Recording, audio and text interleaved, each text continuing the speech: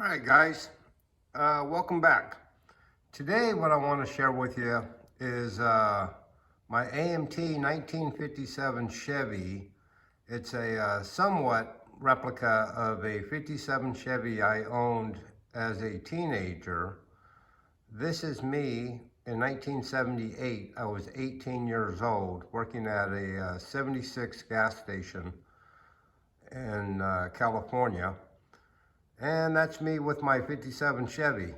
Um, the moral of this story is always listen to your mother. All right, give me a second and I'll be right back with you guys. All right, guys, welcome back. Today I want to show you my AMT 1957 Chevy. This is a picture of the real car that I owned back in 78 and 79. I was 18 and 19 years old at that time. Really neat car.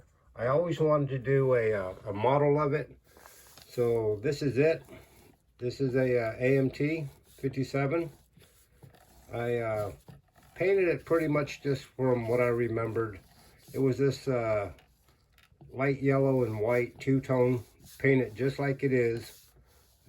That's the way I got the car, with that paint job on it. And I had the Kragers and the fat tires in the back. It was a really cool car. Even put a set of yellow Lakewood traction bars on it and drove it around. In the picture, you can see on the rear window and on the trunk lid, it says SoCal Modifieds in the back window, and then Wild on the Streets on the deck lid. I didn't have a decal of that.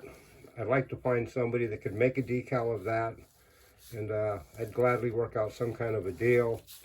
The passenger side at that time, I had written Shotgun on this side, and of course Gary on my side. But this was a really cool car. 327, Muncie 4-speed, 411 rear gears. It was a really cool car. I used to do a lot of cruising in this car. This car did a lot of drive-in action. It was always at the drive-in theater. In fact, on the inside along the headliner, it's got a chrome molding.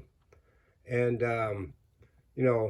we had gone to the drive-in so much in this car that on the inside are a bunch of half-torn ticket stubs from every time you entered the drive-in.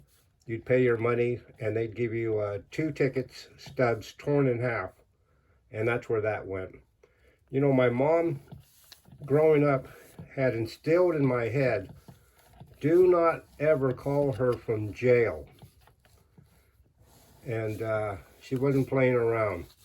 I had gotten pulled over one time and got a ticket for this USA license plate up front. Now in California, you got to have a license plate on the front and back, and they both have to match, and they both have to be California license plates. Well, this is a USA license plate, which I thought looked way cooler than the stock license plate.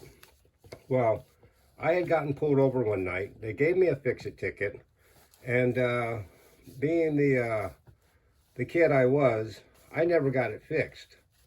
So a year or two later, I get pulled over one night.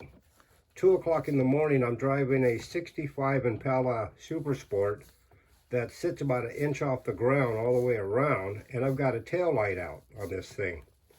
So, cops pull me over, run my name, and realize I have a warrant for that fix-it ticket, although they don't know what the warrant's for. So I get to the police station, and they tell me, you can make 1 call.